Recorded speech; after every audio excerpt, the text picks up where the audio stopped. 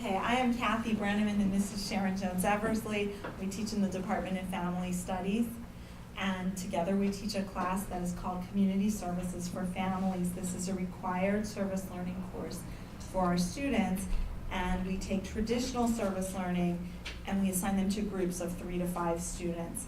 So as part of the course, the students come in, they get sound academic preparation about groups, about theories, about needs assessments, evaluations.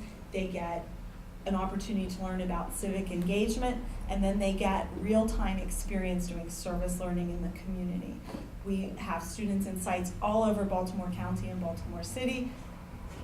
Okay, and the components really are preparation, participation, and reflection. Really looking at the content knowledge and the socially relevant knowledge for the community that they're working with.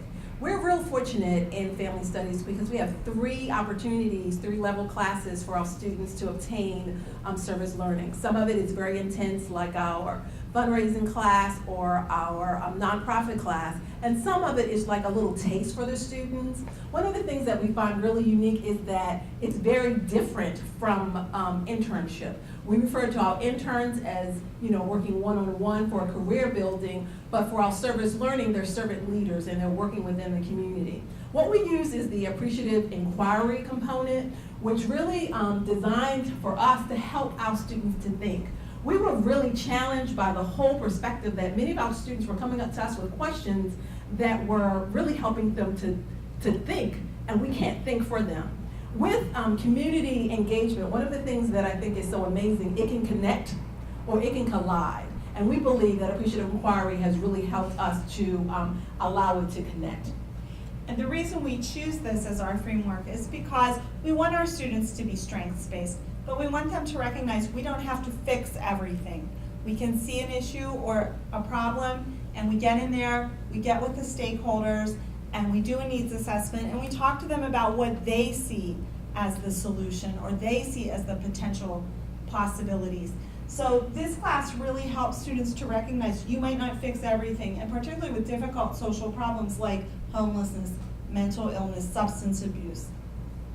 It really helps them to think because it's a participatory framework. I love this particular one because it's like the key. Really helping our students to kind of co-create, to be critical thinkers, to be solution focused. So often when they come to us, they're talking to us about, well, I don't know. I'm like, did you pick up the phone? Did you look on the internet? And we may laugh, but the reality is they're so used to people telling them what to do, they forget to use their brain and to also know that they can co-create.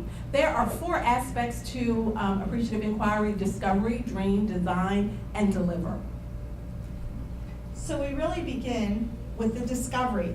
We bring students into the classroom, we give them that academic preparation, and then they are assigned to a program, a school, a nonprofit, a community center, a geriatric program. And then they have to get out there with that population. They have to research the population, do a needs assessment, do group meetings, sit down and say, this is what you want, how can we make this happen? Work with these stakeholders to develop and plan and facilitate and finish a project. So it's really an opportunity for them to explore a lot of potential outcomes.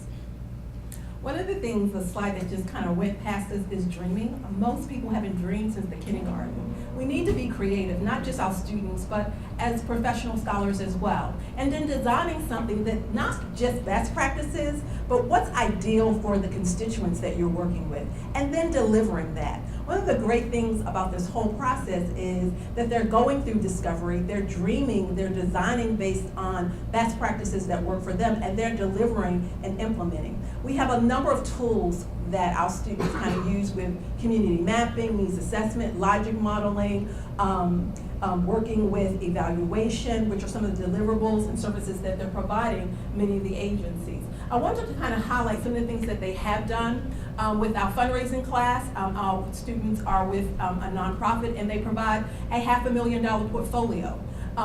They've done some anti-bullying within the Baltimore City and Baltimore County arena, particularly with the whole idea in reference to this quadruple effect. We believe that our students infused with AI really provide, I think, an excellent way to have community service that is very thought-provoking for them.